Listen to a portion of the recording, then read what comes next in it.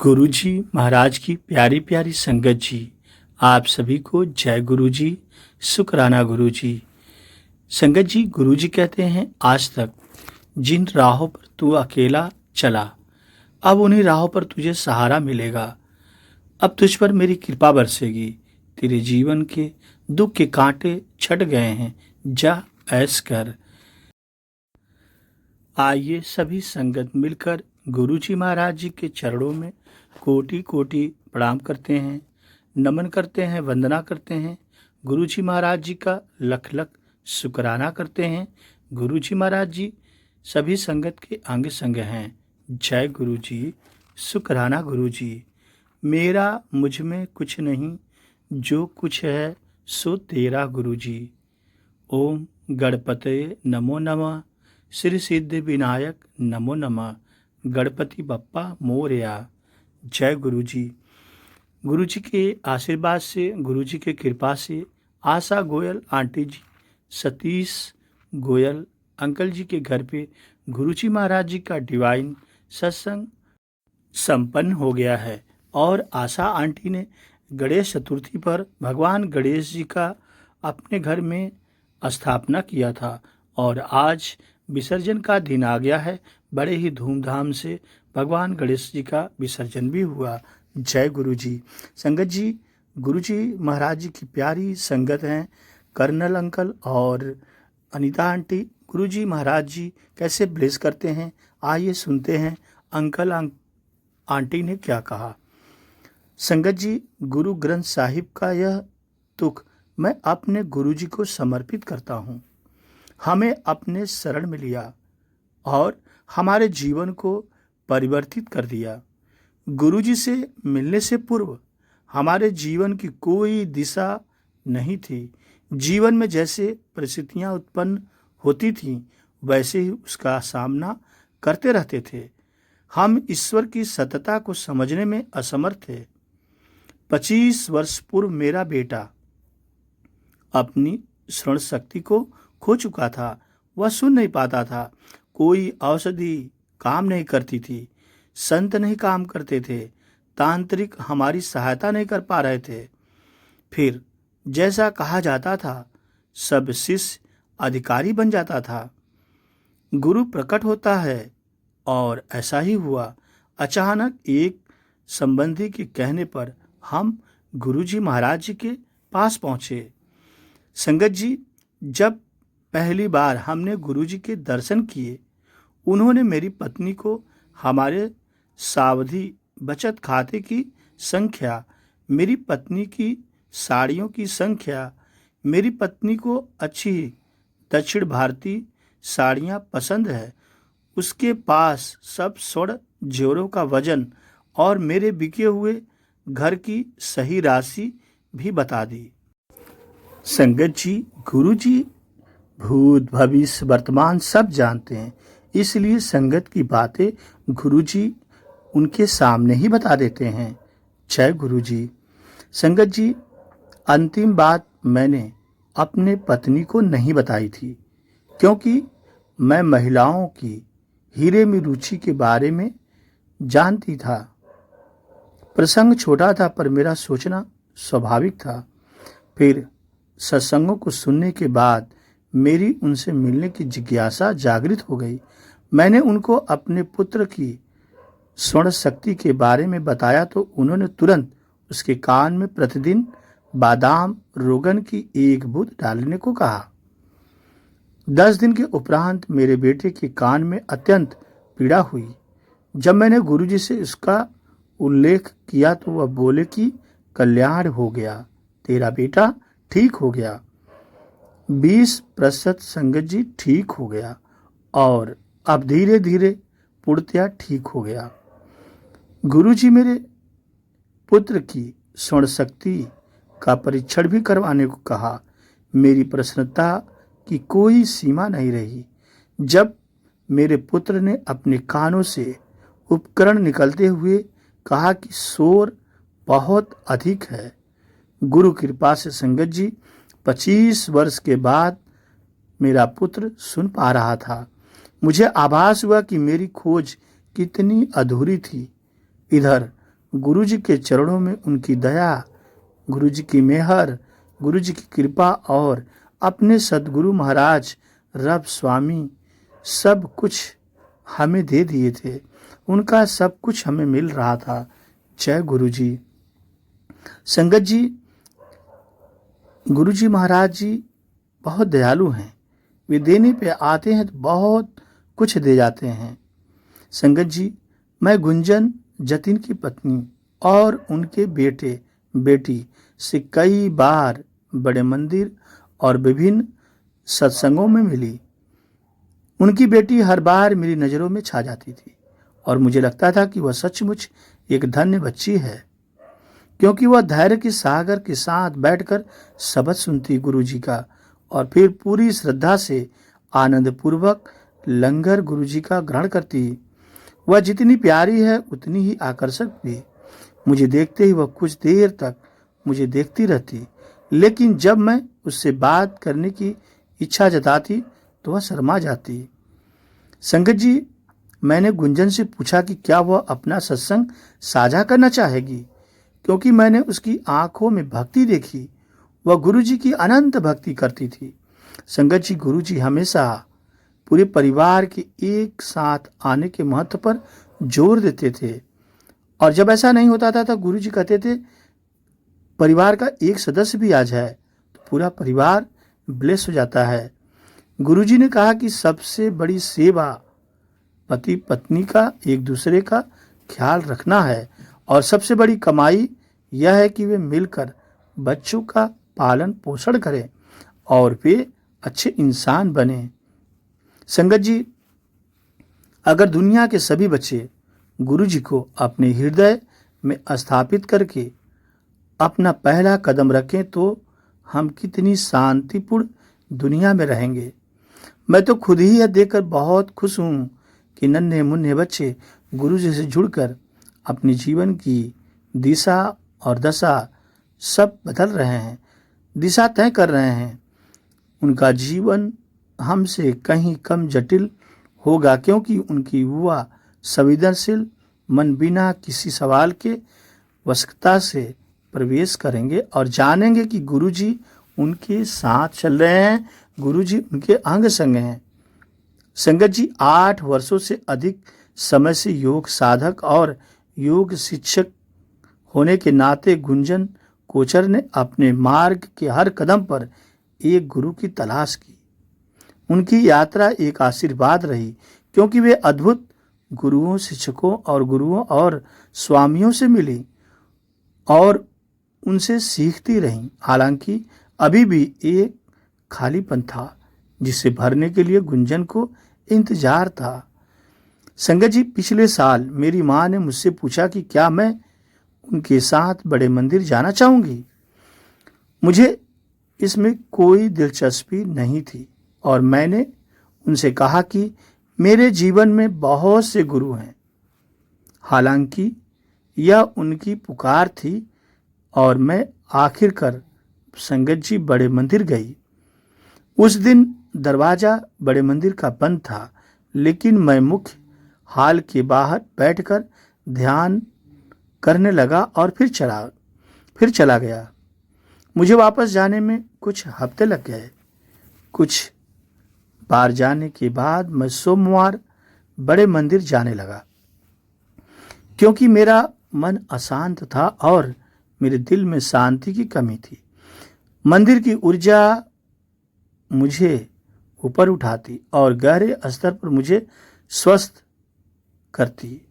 जब मैं सोमवार को जाने लगा तब मेरी माँ ने बताया कि गुरुजी के प्रति उनकी अरदास के कारण ही मैं हर हफ्ते उनके साथ मंदिर जाता हूँ, जो हमारे घर से काफ़ी दूर है। संगत जी, हर सोमवार वह मंदिर में और हर शुक्रवार को अपने सत्संग में होती थी।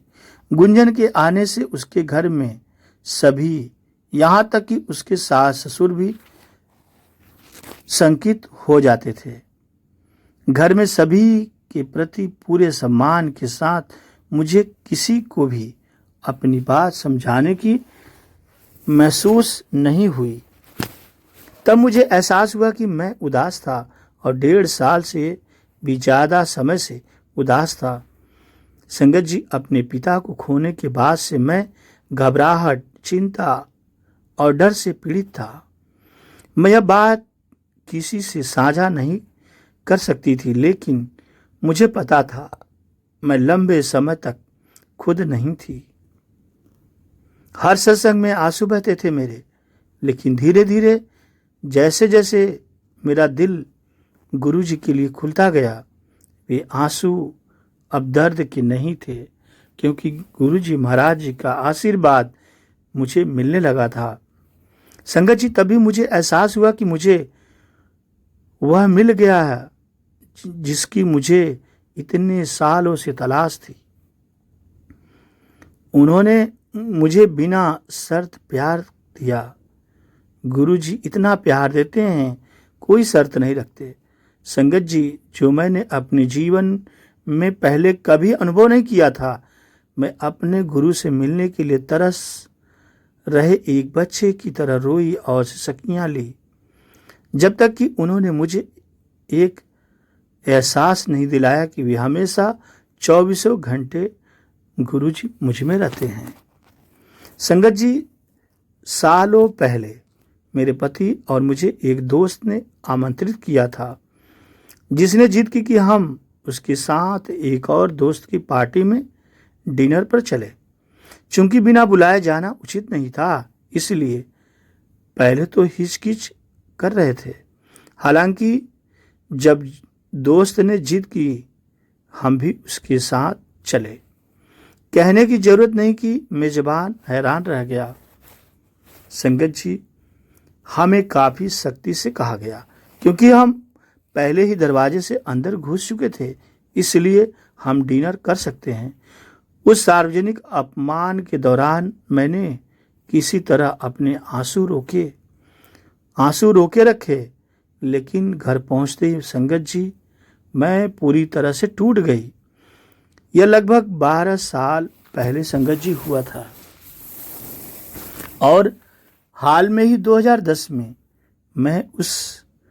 मैं उसी महिला से फिर मिली और महसूस किया कि वह दर्द अभी मेरे अंदर है। गुरु जी द्वारा मुझे अपनी शरण में लेने के बाद मैं पूरी तरह से समर्पित हो गई और कुछ चमत्कार ही हुआ। उन्होंने अपनी एक सहेली के जरिए मुझे एक निवेदन भेजा कि क्या मैं उनकी योग कक्षाओं में मदद कर सकती हूँ। चूंकि मैंने निजी कक्षाएं लेना संगत जी बंद कर दिया था, इसलिए मेरी सहेली को यकीन नहीं था। इसलिए जब उन्होंने मुझसे पूछा तो मैं मान गई। सत्र समाप्त होने के बाद मैं अपनी कार में बैठी और बुरी तरह टूट गई। मैं उनका जितना भी धन्यवाद करूं, संगत जी, कम है। जय गुरु जी, क्योंकि उन्हें माफ न करके मैं खुद बहुत बड़ा पाप कर रही थी। संगत जी, ये मेरा अहंकार भी था जो वर्षों पहले आहत हुआ था।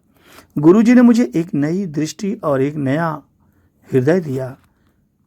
अब मैं गुरु जी के हृदय से और गुरु जी के मन से कक्षाएं लेती हूँ। जो गुरु जी कहते हैं वही करती हूँ। संगत जी, लगभग 3 साल पहले मेरे काम के समझौते के बिगड़ जाने के बारे में गुरु जी के आशीर्वाद ने मेरे लिए भी उस कर्म चक्र को पूरा कर दिया है। मैं एक फ्रीलांसर के रूप में काम करती थी और मेरे हाथ में एक स्टोर का प्रोजेक्ट था।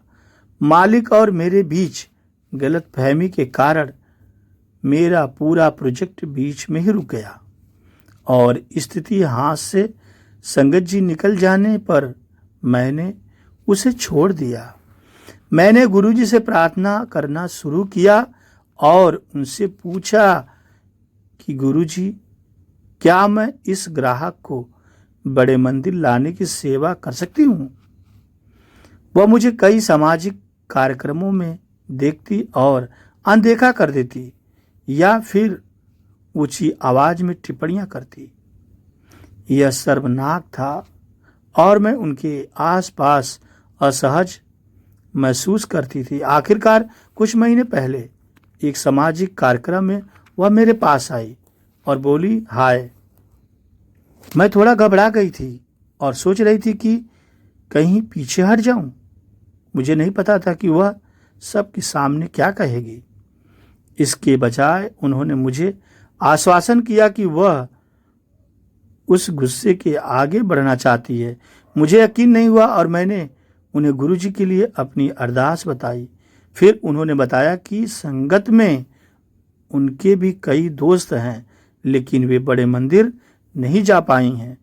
मुझे अपने आप को चुटकी काटने का मन हुआ और गुरुजी के प्रति अपार कृतज्ञता के साथ मैं वहीं खड़ी रही और मन ही मन उन्हें देखकर मुस्कुराई।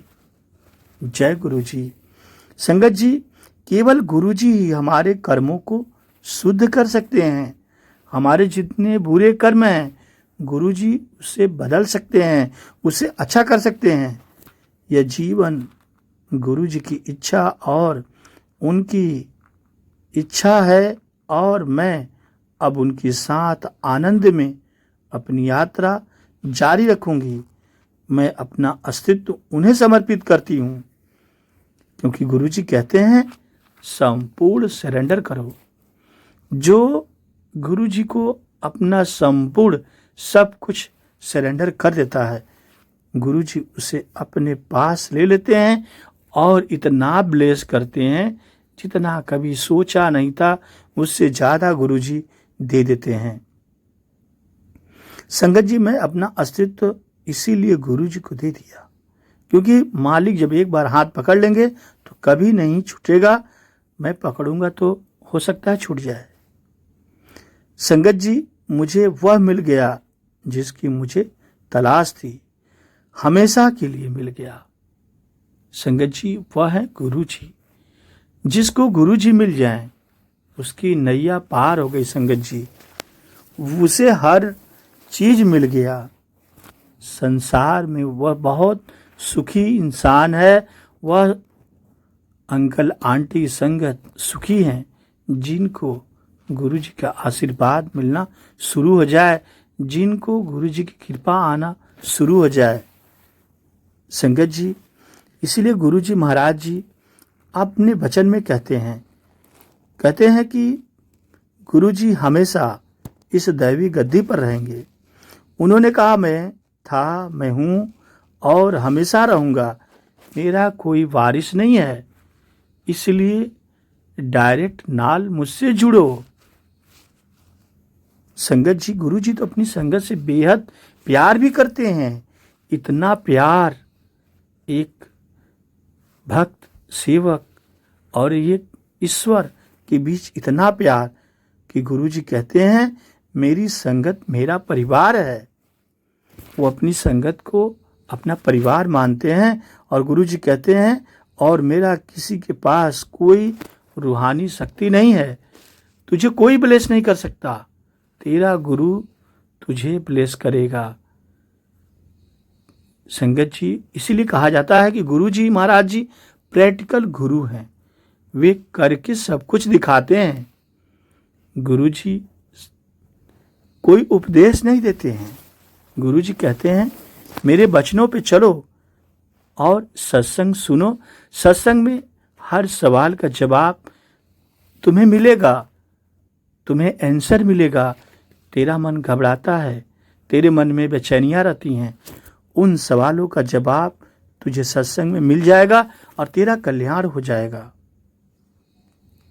संगत जी, गुरुजी कहते हैं सबसे बड़ा पाठ तब होता है जब पत्नी और पति मिलकर, दोनों मिलकर अपने बच्चों की देखभाल करते हैं और घर में शांति बनाए रखते हैं। बहुत बड़ा पाठ गुरुजी ने बताया इससे। गुरुजी कहते हैं कि गुरुओं के कथन का चला जाता, हम लेके चल देते। हमने बोला आंटी कहाँ रहते हैं गुरुजी? बड़े मंदिर कहाँ पे? बोली दिल्ली में। तब तो मैंने सोचा अब तो बिल्कुल नहीं जाना, इतनी दूर कहाँ जाएंगे। तो आंटी बोली ना तुम्हें एक मंत्र जाप है, वो तुम बोलोगी ना तो गुलाब की खुशबू आती है। तो हमने सोचा हाँ ठीक है आंटी मंत्र जाप बोलेंगे। बोली ये हमसे कहती है मंदजाप पता है कौन सा है? तो आंटी ने मंदजाप पूरा बोल के बताया। फिर हमसे बोली कि लिखो इसको। पता नहीं क्या गुरुजी का करिश्मा था कि इन्होंने जबरदस्ती मुझे लिखवाया। मैंने मंदजाप लिख लिया था। फिर आंटी चली गई अपना काम करवा के। फिर हमने सोचा कि छोड़ो हटाओ, यही हो गया था। लेकिन ना वो मंदजाप मुझे अपनी ओर खींच रहा था, इतना ज्यादा खींच रहा था कि मतलब हम मंदजाप जो करने की मेरी आदत पड़ गई। पार्लर से घर जाते मंदजाप करते हुए जाते। ऐसे ना 3-4 दिन हो गया था। चौथे दिन मुझे गुलाब की फ्रेग्रेंस आ गई और ऐसे अंधेरे में आई कि मुझे लगा कोई आत्मा मेरे पीछे है। अब मेरा दिमाग खराब हो, हम पीछे मुड़ के देखते एकदम अंधेरा और वहाँ पे गुलाब की खुशबू आने लगी। तो हम अपनी गाड़ी ना और तेज बढ़ाए। जैसे तेज हुई तो मेरे दिमाग में मैसेज क्लिक हुआ कि नवीन आंटी बोली थी कि मंदजाप करने पे गुलाब की खुशबू आती है। फिर हम इतनी तेज नरेश बेकरी के पास पहुंचे। वहाँ ही पे ही मेरे दिमाग में मैसेज आ गया था कि नवीन आंटी ने बोला था कि गुलाब की खुशबू आती है। तो हम घर पहुंचने के बाद मुझे सब्र नहीं हो रहा था, बहुत स्पीड में गाड़ी लेके गए हम। तो आंटी को कॉल करा, आंटी आज मुझे गुलाब की खुशबू आई। आंटी बोली वंदना अब गुरुजी ने तेरा हाथ पकड़ लिया।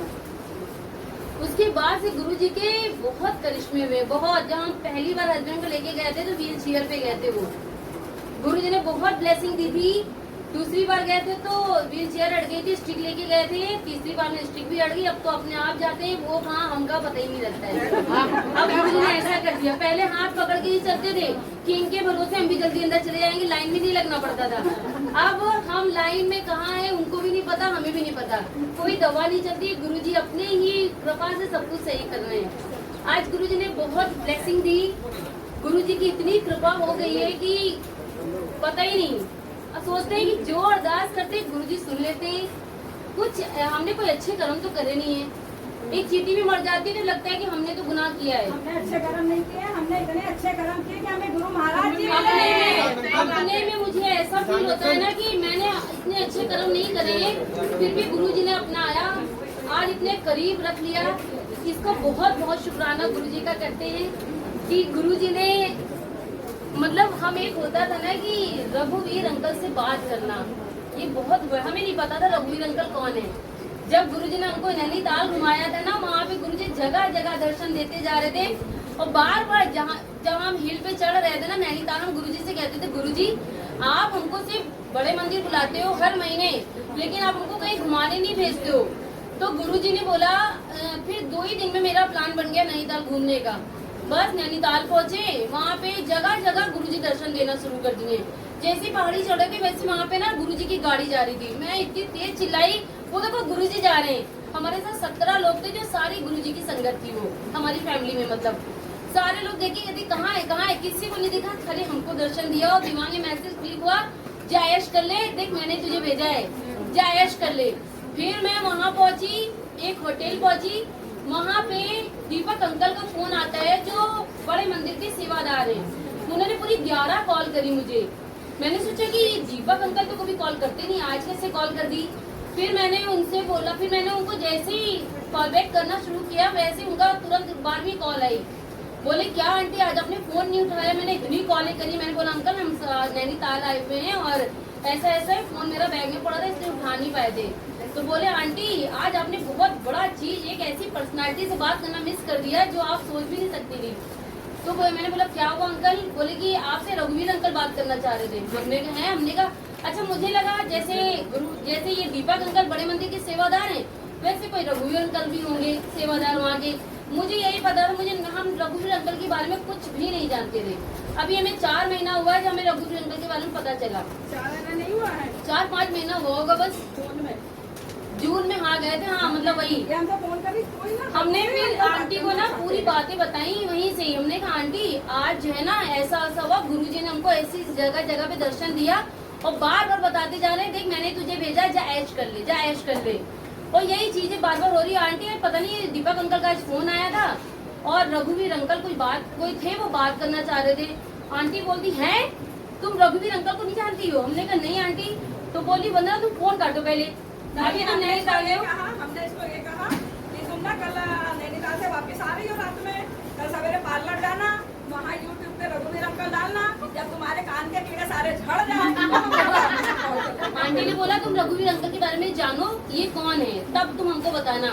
लेकिन हमने दीपक अंकल से पूछा कि अंकल वो क्यों बात करना चाहते थे, तो हमसे बोल रहे थे कि आंटी जो आप सत्संग करते हो, अंकल दरबार की बहुत तारीफ कर रहे थे कि वंदना तुम्हारा दरबार बहुत अच्छा लगता है, लेकिन गद्दी पे जो स्वरूप रखा था हम कभी नहीं रखते थे। इंस्टाग्राम में रील्स में देखा था तो हमने भी रख दिया, और पता नहीं क्या था, उसी टाइम ही अंकल को देखना था, लेकिन ये भी सही था कहीं तक। तो उन्होंने बोला गद्दी पे स्वरूप नहीं रखना चाहिए, तो मैंने बोला दीपक अंकल अब कभी नहीं रखेंगे, वो रील्स का देखी देखा कर लिया था। फिर बोले, हमने कहा अंकल और कोई बात, बोले कि आंटी बस एक चीज और बोल रहे थे, आरती की थाली में जो टॉफियां सजाई थी, टॉफी नहीं रखना है, टॉफी को साइड में रखते हैं किसी बाउल में, आपको आरती में सिर्फ 7 या 11 लड्डू रखने हैं। अंकल ने ये बोला कि वंदना को मैसेज पहुंचा देना मेरा। तो फिर जब हमने पार्लर हम पहुंचे तो हम तो वहीं से ही रघुवीर अंकल के बारे में सोचना शुरू कर दिया। जो आशा आंटी ने बोला, हमने इंतजार नहीं किया था कि घर पहुंचेंगे तब रघुवीर अंकल को जानेंगे, हमने वहीं से देखना शुरू किया। जब शुरू किया तो अंत नहीं हुआ मेरा, अभी तक अंत नहीं हुआ है। तो बस मेरी एक अरदास, गुरुजी हमें रघुवीर अंकल से बात करा दीजिए, मेरे घर भेज दीजिए। बस एक ही अरदास गुरुजी से लगाए जा रहे थे। तो दीपक अंकल का फोन आया कि रघुवीर अंकल से बात कर लो। बात करी, लाडी अंकल का अपने उनके बेटे का नंबर मिला, बेटे से लाडी अंकल का नंबर मिला, और फिर डायरेक्ट बात हुई, मेरे घर आने के लिए राजी हो गए। इसका इतना शुक्राना हो गया। फिर यहाँ अंकल के यहाँ मैरिज कौन सा भी लॉन में भी सत्संग होने वाला है 14 तारीख को, वहाँ पे भी अंकल का हो गया है। सभी को ही पता है, ऐसा तो नहीं कोई स्पेशल बता रहे हो, सभी को पता है कि वहाँ पे सत्संग होने वाला है। तो बस 14 तारीख को हमने गुरुजी से बोला, गुरुजी आप ना पहले मेरे घर रघुवीर अंकल को भेजिएगा। बाद में ये चल रहा था कि ऐसा ना कोई और पहुंच जाए वहाँ पे, लेकिन फिर अंकल ने बोला, अंकल ने फोन किया रघुवीर अंकल ने, वंदना आंटी आप लेने आना हमको। हमने कहा गुरुजी का बहुत बहुत शुक्राना। जो मन में आता गया, जिस हिसाब से मैंने टिकट बोली थी कि मॉर्निंग में होनी चाहिए, गुरुजी मॉर्निंग में जैसे अगर सुबह जल्दी आ जाएंगे तो मेरे घर भी जल्दी आए, उसके बाद सत्संग में चले जाएंगे, ये चीजें मैंने सोची थी। और शाम को देर से जाना, उसी दिन उनका रिटर्न भी हो जाएगा। तो जब बिल्कुल मेरे अकॉर्डिंग दीपक अंकल हमको फोन करके कहते हैं, आंटी की आप कोई अरदास लगा दी थी क्या? हमने कहा अंकल हम लेट में जाने की अरदास जरूर लगाए थे गुरुजी से, तो उनका टिकट 10 बजे का हुआ, फिर 9 बजे का, सॉरी 8:55 का हुआ। तो ये भी गुरुजी का बहुत बहुत शुक्राना हुआ कि गुरुजी ने इतना, मतलब जब पता चला रघुवीर अंकल के, जब आंखें सही करी थी ना गुरुजी ने, उनको जो ब्लड डाला था ना आंखों में, आप लोगों ने सुना होगा उनका ये सत्संग, जो ब्लड आंखों में डाला था ना, तो गुरुजी बोले थे जाओ रघुवीर का DNA टेस्ट करा के आओ, मेरा ब्लड इसके में मिल गया है। गुरुजी ने कहा तब मुझे पता चला, खून का रिश्ता हो गया। हाँ तब मुझे पता चला। फिर गुरुजी वो रघुवीर अंकल बोले, जब मैं सत्संग में संगत के साथ में बैठता हूँ, जब मैं बोलता हूँ सब लोग बोलो जय गुरुजी, जैसे मैं बोलता हूँ जय गुरुजी, वैसे ही मेरे अंदर गुरुजी की सोल अंदर आ जाती है। मैं जो भी बोलता हूँ आई हुई संगत में किसी न किसी से वो मैच कर जाता है। वो होता है कि हम लोग अपने अंदर कुछ न कुछ तो सभी परेशान हैं। ऐसा तो कोई है नहीं दुनिया में कि किसी के पास पैसे की प्रॉब्लम होगी, किसी के पास शरीर की प्रॉब्लम होगी, कुछ न कुछ सबने घेर रखा है इन दुखों ने। तो फिर ना जो हमें गुरुजी मिल जाते हैं तो हमारा तो यही हो गया, सभी का यही हो गया है। गुरुजी के लिए हमें वही जीवन अच्छा है जिस जीवन में गुरुजी हमारे साथ है। और सुख दुख, जो सुख बहुत है और बहुत पैसा है, गाड़ी बंगला सब कुछ है, लेकिन गुरुजी नहीं है तो ऐसा जीवन ही नहीं चाहिए उनको। अगर गुरुजी हमें दुख में मिले तो हमारे साथ रहेंगे तो कट जाएगा, पता ही नहीं चलेगा। तो बस गुरुजी ने इतने शुक्राने करेंगे कि मैंने अरदास लगाई, गुरुजी मुझे iPhone 16 Pro चाहिए। मतलब ना जब रघुवीर अंकल ने ये बोला ना कि गुरुजी से ही मांगना है, पहले सब कहते थे मांगना नहीं मानना है। रघुवीर अंकल ने बोला, जब रघुवीर अंकल के सत्संग शुरू करे मैंने सुनना, तो अंकल ने बोला कि गुरुजी से ही मांगना है, मांगना नहीं। मांगना जरूर है, किससे नहीं मांगोगे। अगर आपने अपनी एक शक्ति को अपने साथ में रखा है तो उन्हीं से ही मांगना है। जब आपको ये मैंने सब कुछ मान लिया है गुरुजी, तो आपको ही मेरा पूरा करना है, चाहे पैसे से हो चाहे शरीर से हो। पहले तो मेरी बीमारियां सही कर दी गुरुजी ने, खूब मोटे हो रहे थे, किडनी में प्रॉब्लम आई, घुटने में गठिया बाई आई। गुरुजी साक्षात आके मुझे जल प्रसाद पिला के गए थे मेरे पार्लर में। ऐसी कंडीशन थी मेरी, जो चल फिर नहीं पा रहे थे। गुरुजी आके मुझे साक्षात जल प्रसाद पिला के गए थे। मतलब एक चुटकी नहीं हुई थी, एक चुटकी बजाने में भी देर लगती है। मेरे घुटने का दर्द और ये मेरा शरीर आज एकदम स्लिम हो गया है गुरुजी की कृपा से। कोई दवा भी नहीं करी, सब गुरुजी ने ऐसे ही मेरा स्वास्थ्य भी सही कर दिया। अब दौड़ जाएंगे। पहले तो जीने चढ़ने में मुझे बड़ी आफत आती थी कि जीने चढ़ने पड़ेंगे, सीढ़ियाँ नहीं चढ़ पाते थे बिल्कुल भी, लेकिन गुरुजी की कृपा से सीढ़ियाँ भी चढ़ गए। बस गुरुजी को बहुत करीब लाना है, कुछ भी नहीं करना है, कोई पूजा कोई पाठ नहीं है। गुरुजी का एक बहुत सीधा सा है, सिर्फ प्यार करना है, पल पल उन्हें याद करना है। याद भी कैसे करना है? सोते जागते उठते बैठते चलते फिरते कहीं भी गुरु, आप कहीं जा रहे हो गुरुजी मेरे साथ चलिए, जैसे हम लोग सब लोग कहते रहते हैं। खाना भी खा रहे, भोग नहीं लगा पाते कोई बात नहीं, आपको कहना है गुरुजी हम खाने जा रहे हैं, पहले आप खा लो फिर हमें खाना है। जैसा कि रघुवीर अंकल कहते हैं, कभी कभी गुरुजी से पूछा करो, गुरुजी आप सारी दुनिया की देख रेख करते हो, सबकी परेशानियों को हल करके अपने अंदर लेते हो। गुरुजी से किसी ने नहीं पूछा होगा कि गुरुजी आप कैसे हो। एक बारी, सिर्फ एक बार गुरुजी से पूछो, गुरुजी आप कैसे हो, गुरुजी आप ठीक हो। गुरुजी अपना ख्याल रखना तब दूसरों का ख्याल रखना। हालांकि ये महाशिव है, सदा शिव है, अपार शक्तियां इनके पास हैं। कहते हैं जब गुरु समाधि लेता है, आप लोग को पता है वो करोड़ों करोड़ों में बढ़ जाते हैं। एक कण मुझे मिल गया, एक कण आपको मिल, जितनी संगत आई है लखनऊ में करोड़ों संगत होंगी, सबके पास एक एक कण हो गया है। जिनके पास एक शक्ति आ जाती है, ऐसे ही थोड़ी कहते हैं एक दिन में 10-10 सत्संग हो रहे होते हैं, फिर भी सब लोग कहते हैं ना, अरे गुरुजी देखो यहाँ पे ओम दिख रहा है, देखो आज रोटी प्रसाद, यानी कि गुरुजी के दर्शन हो रहे हैं, ऐसे तो कहते हैं हम लोग। तो एक शख्स, एक गुरु कितनी जगहों पे पहुंच जाते हैं। तो बस गुरुजी से प्यार करना है, गुरुजी के हर पल उनको साथ रखो, चाहे कैसे। नहाना धोना जरूरी नहीं है। आप लोग बहुत से लोग सोचते हैं ना बिना नहाए ये नहीं करना, वो नहीं, सिर्फ मन को साफ करना था, गुरुजी को वास कराना है अंदर, तो सिर्फ आपको अपने मन को साफ करना है। तन तो वैसे ही गंदा है, कितना अच्छा हम पहन लेंगे, कितना अच्छा हम कर लेंगे, लेकिन अगर मन हमारा साफ है, किसी की चुगली निंदा नहीं कर रहे हम, आप समझ जाओ कि हमारे अंदर गुरुजी का वास है। आपसे अगर कोई किसी की बुराई करता है, आप कोई भी बहाना बना के वहां से हट जाए, लेकिन आप बस एक बात का ध्यान रखो, गुरुजी की संगत हो तो आपको फक्र से कहना हो, गुरु सामने वाला कह दे कि अरे गुरुजी की संगत जा रही है, ये गुरुजी की संगत है। आज हमारे जो पूरा खानदान, गुरुजी की कृपा से मेरा पूरा परिवार से लेकर खानदान, चाहे वो ससुराल का हो, ससुराल के जो मायके, जो मेरे हस्बैंड का जो ननियाल है, वहाँ तक के सब गुरुजी को जुड़ गए हैं, सब हमारे घर सत्संग में आते हैं। मतलब गुरुजी ने इतनी कृपा करी है कि कोई शख्स हमारे फैमिली में नहीं बचा है।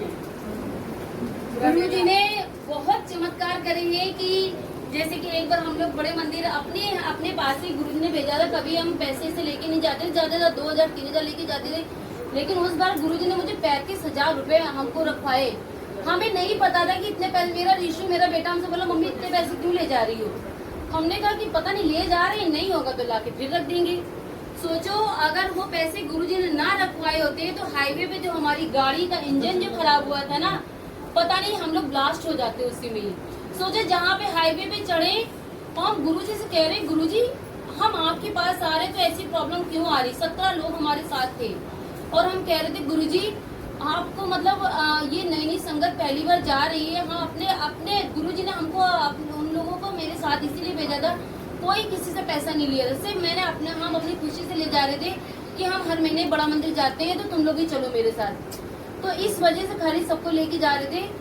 तो गुरुजी ने सोचो हाईवे पे जब कोई चीज नहीं मिलती, आपने देखा होगा हाईवे पे चाहे कितना भी कुछ हो, एक कुछ भी नहीं मिलता है, लेकिन जहाँ पे हमारी गाड़ी का इंजन जलाना, हमारी स्कॉर्पियो का, वहाँ पे 10-20 कदम दूरी पे एक ना पानी का ट्रक खड़ा, वो क्या बोलते टैंकर, 10-20 कदम दूरी पे सोचो पानी का टैंकर खड़ा था, वहाँ से पानी ला के इंजन को बुझाया गया। तो सोचो उसके बाद फिर होटल लिया गया। फिर मैंने दीपक अंकल को फोन करा, दीपक अंकल आज ऐसी प्रॉब्लम हुई है, हमको गुरुजी पे बहुत गुस्सा आ रही है, ऐसे ही मैंने बोला था, जो शब्द है वो बता रहे हमको गुरुजी पे बहुत गुस्सा आ रही है अंकल कि आज हम गुरुजी के पास आ रहे थे, ये जो नई संगत आ रही है लोग क्या सोचेंगी, ये तो गुरुजी के पास ले जा रही, तो गुरुजी को बहुत मानती है। हम गुरुजी से मन ही मन शिकायत करे जा रहे, गुरुजी आपने ऐसा क्यों किया, गुरुजी आपने ऐसा किया। तब दीपक अंकल ने बोला कि वंदना आंटी आप संगत ला रही थी, आपको सत्संग बताते हैं, एक फ्लाइट में एक अंकल पूरे 70 लोगों को लेके जा रहे थे। आप 17 ला रही, वो 70 को ले जा रहे थे। गुरुजी ने उसका इंजन खराब कर दिया था। उसने भी ऐसे ही गुरुजी से कंप्लेन करी थी। आज गुरुजी के आप बहुत करीब हो गई हो, इसका मतलब हमने सिर्फ गुरुजी से प्यार किया है, कोई शक नहीं है इसमें। हमारे शरीर में 7 करोड़ रोए होते हैं, आप लोग को पता है। एक एक रोए से, हमारे शरीर के एक एक रोए से आवाज जब आती है ना, जो लोग यहाँ पे मंत्र जाप करते हैं, जो बोलते हैं ओम नमः शिवाय, शिव जी सदा सहाय, मुंह से नहीं बोलना है, मन से। आप जब मुंह से बोलोगे ना, दूसरों के कान में जाएगा, वो डिस्टर्ब होता है। आप अपने जब मन में बोलोगे ना, तो रो एक एक छिद्र से आवाज निकलती है और पूरे शरीर में झुंझुनी सवार होती है। तब लगता है गुरुजी आके हमारे सर पे हाथ रख रहे हैं। कभी फील करके देखिएगा, हाँ, खाली फील करके देखिएगा। मंत्र जाप को मन में करिएगा और देखिएगा कैसा करंट लगेगा आपकी बॉडी में। दिल से बस मन में एक फोकस रहना चाहिए, गुरुजी का फेस दिख रहा है मुझे। हम आंख बंद करते हैं, हमें गुरुजी का एकदम फोकस करना है कि गुरुजी का फेस साक्षात दिख रहा है, हम उसी में लीन हो गए। फिर गुरुजी ने हाथ फेरना शुरू किया सर पे। कितना इजी है। बहुत से हमने देखा, भगवानों के पास जाओ, ये नहीं खाना, वो नहीं खाना, लंगर करिए, फिर और कहते हैं कि वहाँ कोई गुरु होते हैं, ये नहीं करना। कितने फाउंडेशन लगा दिए जाते हैं। हमारे गुरुजी ने तो एकदम फ्री करके रखा है, कोई चीज से भी तो नहीं बांधा है। इतना फ्री लाइफ हमारी जी रहे हैं, उस पर भी सब डाउट कर रहे हैं, एक दूसरे से बातें चल रही है, बिल्कुल गलत है। सत्संग का मतलब है सत्संग करो, अपने अपने घर जाइए, वो सबसे अच्छा सत्संग होता है। वो सत्संग सफल नहीं होता है जब सत्संग के बाद में लोग पंचायत करने बैठते हैं ना, वो चीज नहीं सही रहती। अगर आपको पंचायत करनी है, सिर्फ गुरुजी की बातें करो। गुरुजी को खाली पसंद क्या है, मेरी बढ़ियाइयाँ करना, मेरी बातें करना। आप गुरुजी के जितने, हम कहते हैं कि आप एक छोटा सा भी सत्संग कभी गुरुजी के दरबार में शेयर करोगे ना, गुरुजी आपको बहुत ब्लेस करेंगे। बहुत से लोग को हेजिटेशन होता है, क्या बोले, कैसे बोले, बोलने में बड़ी अजीब लग रहा, नहीं बोल पाएंगे। नहीं, आपको छोटा छोटा सत्संग, आज गुरुजी ने यहाँ तक पहुँचाया, मुझे कोई करोड़ों के पीछे भेज देना, हम वहाँ पे भी सत्संग बोल देंगे। क्योंकि गुरुजी का सत्संग शेयर करने का मतलब है गुरुजी की हम बड़ाई कर रहे हैं। गुरुजी यही चाहते थे, भर भर के संगत लाओ और हर एक संगत को जोड़ो।